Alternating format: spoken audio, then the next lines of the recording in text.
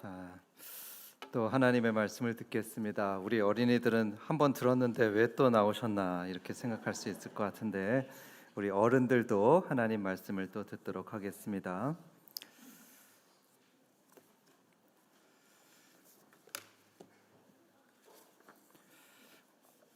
이 시간에는 부활의 의미에 대해서 하나님의 은혜를 같이 나누도록 하겠습니다. 여러분 2000년 전 오늘, 바로 2000년 전 오늘 깜짝 놀랄 일이 하나 벌어졌습니다. 깜짝 놀랄 일이 무엇이냐 하면 무덤에 있었던 예수님의 시신이 없어져 버린 것입니다. 사람들이 예수님의 무덤에 가봤더니 예수님의 시신이 감쪽같이 없어져 버렸습니다. 무슨 일이 벌어졌을까요?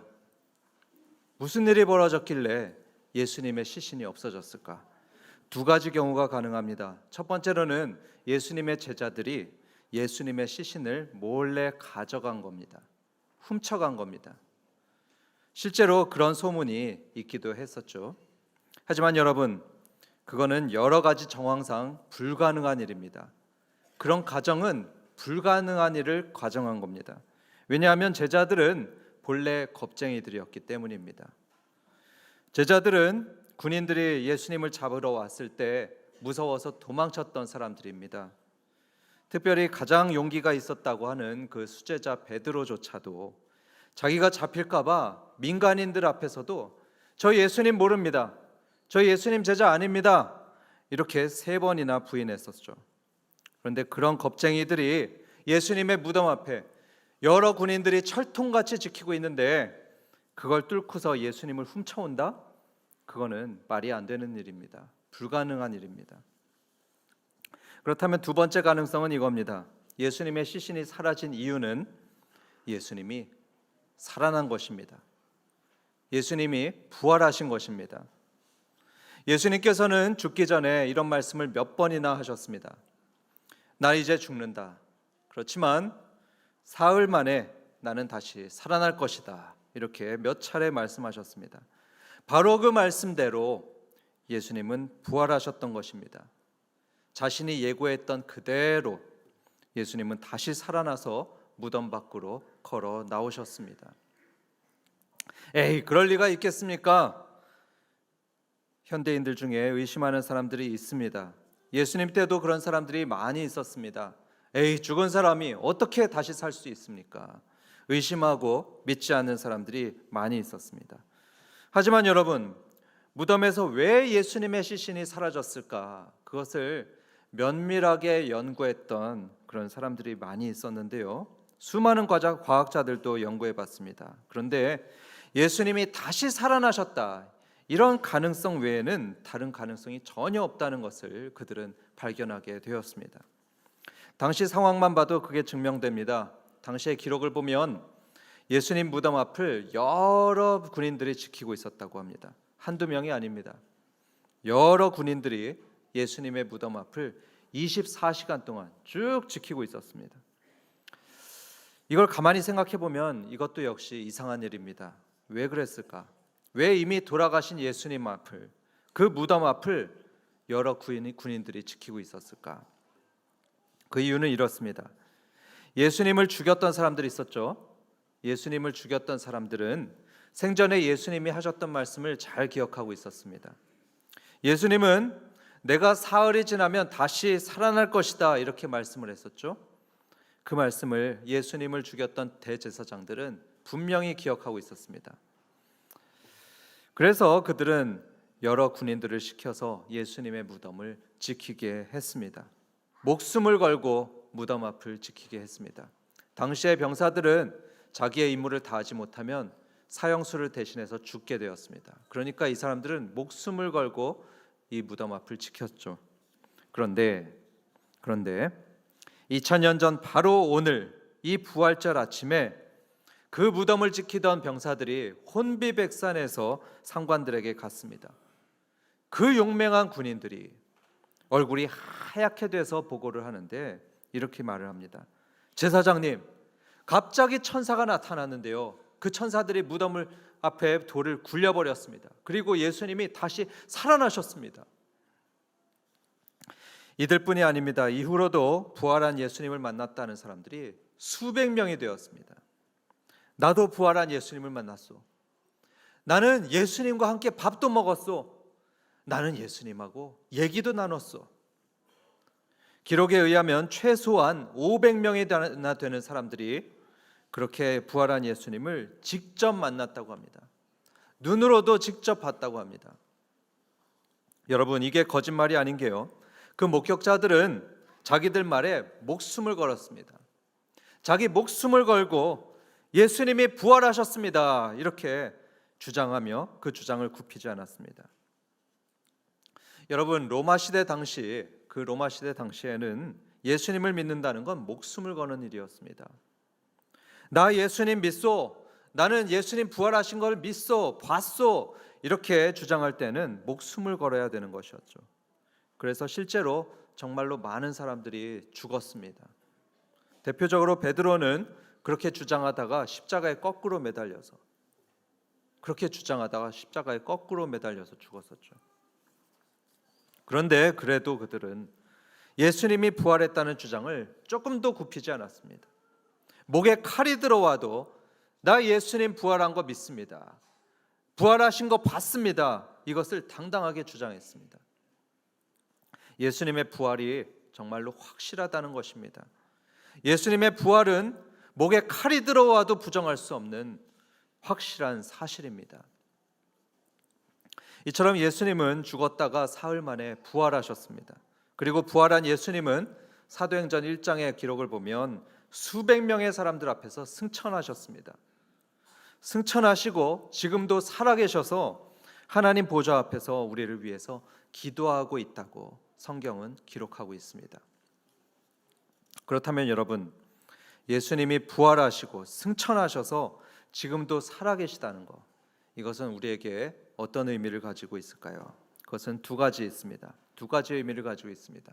첫 번째로는 우리도 부활하게 될 것이라는 것입니다. 함께 따라해 보겠습니다. 우리도 부활하게 될 것이다. 20절과 23절에 첫 열매라는 말이 있습니다. 첫 열매. 예수님이 부활의 첫 열매라고 말씀하고 있죠. 그것은 예수님이 첫 번째 부활이라는 말씀입니다. 예수님이 첫 번째 부활이다. 여러분, 첫 번째 부활이면 두 번째도 있다는 말이죠. 또 세 번째 부활도 있다는 말입니다. 예를 들어서 얘는 우리 집의 첫째야 이러면은 그게 무슨 의미죠?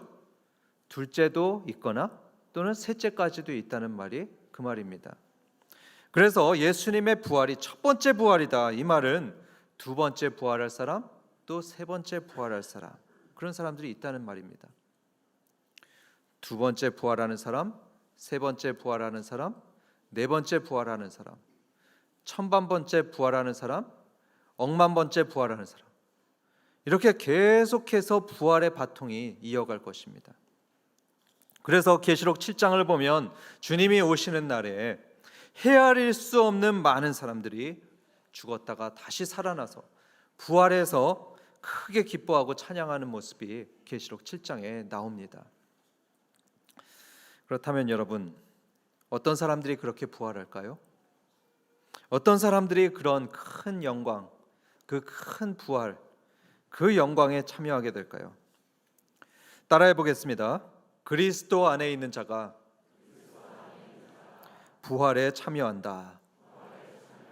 그렇습니다. 그리스도 안에 있는 자가 부활에 참여합니다. 22절 말씀, 오늘 22절의 말씀을 보면 이렇게 되어 있죠. 아담 안에서 모든 사람이 죽은 것 같이, 아담이 죄를 지음으로써 모든 사람이 죽었습니다.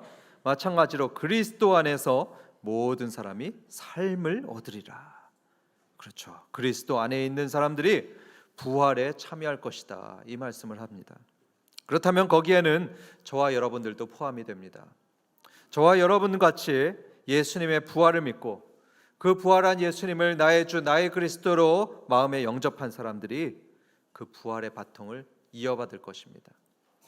그 부활의 바통을 이어받아서 우리 역시 죽더라도 다시 부활하고 다시 살아날 것입니다. 주님의 말씀입니다.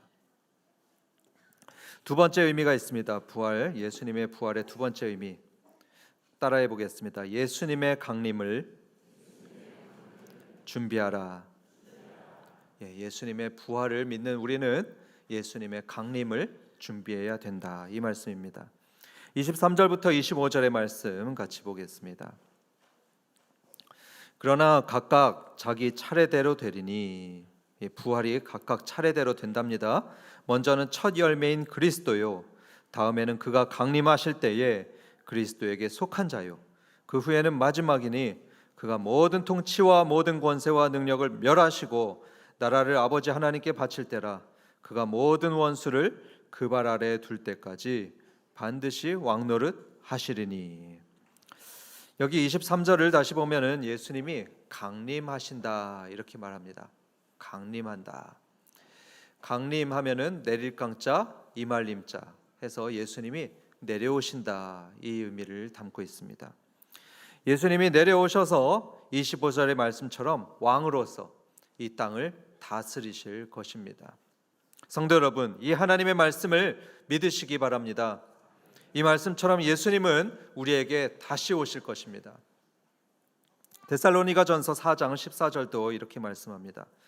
예수께서 죽으셨다가 다시 살아나심을 믿을진대.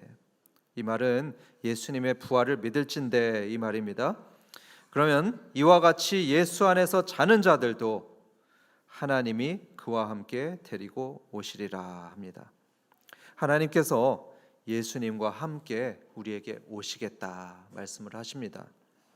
그렇기 때문에 여러분, 우리가 예수님이 부활해서 지금도 살아계신다는 걸 믿는다면 그 부활하신 예수님이 언젠가는 다시 오실 것도 우리는 믿어야 합니다. 그리고 예수님이 다시 오실 것을 우리 마음에 준비해야 합니다. 준비해야 합니다. 저는 여기서 연어가 생각납니다. 여러분들 맛있게 드시는 그 연어가 생각나는데요. 연어는 회귀하는 본능이 있는 특별한 생물이라고 하죠. 회귀하는 본능이 있습니다. 그래서 살아있는 한은, 이 연어가 살아있는 한은 반드시 고향으로 돌아옵니다. 심지어 어떤 연어들은 저기 알래스카로부터 15,000km를 헤엄을 쳐서 돌아온다고 합니다. 그렇게 자기가 태어난 강으로 돌아와서 그 강을 거슬러 올라가죠. 그 거센 강물을 거슬러 올라갑니다. 얼마나 힘들겠습니까? 그런데요, 아무리 힘들어도 또 아무리 강물이 거세더라도 자기 고향에 돌아갑니다. 온 힘을 다해서 펄쩍펄쩍 뛰면서 돌아갑니다. 무슨 일이 있어도 자기가 태어난 곳으로 끝내 돌아옵니다. 살아있는 한 모든 연어는 반드시 고향으로 돌아가서 거기서 알을 낳고 생명을 창조합니다. 마찬가지로 여러분, 예수님도 돌아오십니다. 예수님은 약속하셨습니다. 내가 다시 오겠다.